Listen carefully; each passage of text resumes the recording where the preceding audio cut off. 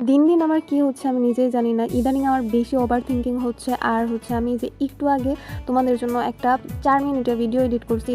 Edit করার পরে আমি তোমার গ্যালারি ঘাটাঘাটি করে অনেক ভিডিও ডিলিট করছি। সো আমি যেটা এডিট করছি আমার মনে নাই, আমি এটাও ডিলিট করে ফেলছি। আধা ঘন্টা একটা ভিডিও এডিট করার পরে যদি ওটা ডিলিট করে ফেলি। ফ্ল্যাশব্যাক। আসসালামু আলাইকুম এভরিওয়ান, আই হোপ সবাই ভালো আছো। ইটস মি ইওর ফেভারিট আপু। আলহামদুলিল্লাহ, আল্লাহর অশেষ রহমতে আমিও ভালো আছি। সবাইকে নতুন একটা ভিডিওতে ওয়েলকাম করছি। So don't skip this video. আসলে এতক্ষণ আমি একটা ভিডিও এডিট করছি, প্রায় আধা ঘন্টা সময় লেগেছিল। সো আমি তোমার গ্যালারিতে পুরোনো ভিডিওগুলো ডিলিট করতেছিলাম, তো হঠাৎ করে আমি ওই ভিডিওটাও ডিলিট করে ফেলছি। আমার মেজাজটা এত খারাপ হয়েছে, ভাবছিলাম আজকে আমি তোমাদেরকে কোনো ভিডিওই শেয়ার করবো না। এমনিতে তোমাদেরকে প্রায় 10-12 দিন পরে একটা ভিডিও শেয়ার করতে যাচ্ছিলাম, মানে একটা ব্লগ ভিডিও। সো আজকে আমি এই আকামটা করলাম। আমার এত কষ্ট লাগতেছিল, আসলে যারা ভিডিও এডিট করে তারাই বুঝতে পারে। তোমার ভয়েস দেওয়া, তারপর হচ্ছে ভিডিও এডিট করা, সব মিলায় হচ্ছে কিন্তু একটু কষ্ট হয়। তারপর আবার যে আমি আজকে এই কাজটা করলাম, তো ভাবছিলাম আজকে তোমাদেরকে আর কোনো ভিডিও শেয়ার করবো না, কিন্তু আবার মনে হলো যে না, শেয়ার করি। তোমাদেরকে কি বলবো, আমার ইদানিং এত ওভার থিঙ্কিং হচ্ছে। আর হচ্ছে পাশাপাশি তোমার যে কিছুদিন আগে তোমার ইকরাপু একটা এরকমের কাজ করলো। সো ওইটা নিয়েও আমি অনেক ডিপ্রেশনে ছিলাম। তারপর আবার তোমার বাসায় আম্মু অসুস্থ ছিল।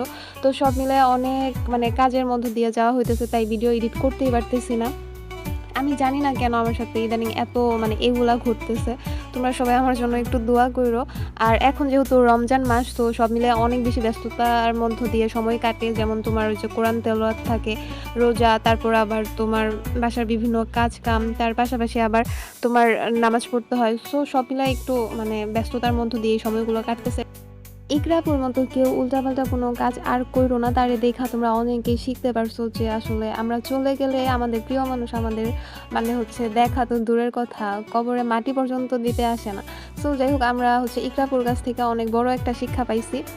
আমার আসলে সবচাইতে বেশি কষ্ট লাগে রিজিকের জন্য, কারণ রিজিক খুবই অল্প বয়সে মাহারা হইলো। আসলে সে তার লাইফটা কীভাবে সার্ভাইভ করবে এটা নিয়েই তোমার আমার মাথার মধ্যে বেশি ঘুরপাক খায়। আর বিশেষ করে আমার আম্মুও বলে এরকমের কাজ কি মানুষ করে। আসলে এটা থেকে আমার আম্মু, আমার বান্ধবী আমাকে অনেক কিছু শিক্ষা দিল যে এটা দেখ, এটা দেখা তুই নিজে কিছু শিখ, যে তুই যদি কারোর জন্য এরকমের একটা ডিসিশন যদি আগে যাইতি তাহলে তোর লাইফটা কী হইতো। তো যাই হোক, আসলে আমরা সবাই আমাদের কষ্ট শুধু আমরাই বুঝি, আসলে অন্য কাউকে বোঝানোর মতো ক্ষমতা আমাদের হবে না কখনো। সো যাই হোক, তোমাদেরকে এগুলো বলতে বলতেই কিন্তু আজকে তোমার সেহরি টাইমে চলে আসছি। তো সেহরি টাইমে আজকে তোমার যে ডিম ছিল আর এগুলো দিয়েই খাইছি। যাই হোক, তো আজকের ভিডিও এ পর্যন্ত। তোমরা সবাই ভালো থাকবা। আমার ভিডিওতে বলা কোনো কথায় কষ্ট পাইলে ক্ষমা সুন্দর দৃষ্টিতে দেখবা। আর হ্যাঁ, তোমরা সবাই নিজের যত্ন নিবা, বাচ্চার খেয়াল রাখবা। সো আজকের ভিডিও এ পর্যন্ত। আসসালামু আলাইকুম, আল্লাহ হাফিজ। আর হ্যাঁ, আমার পেজটা সবাই ফলো করে দিও।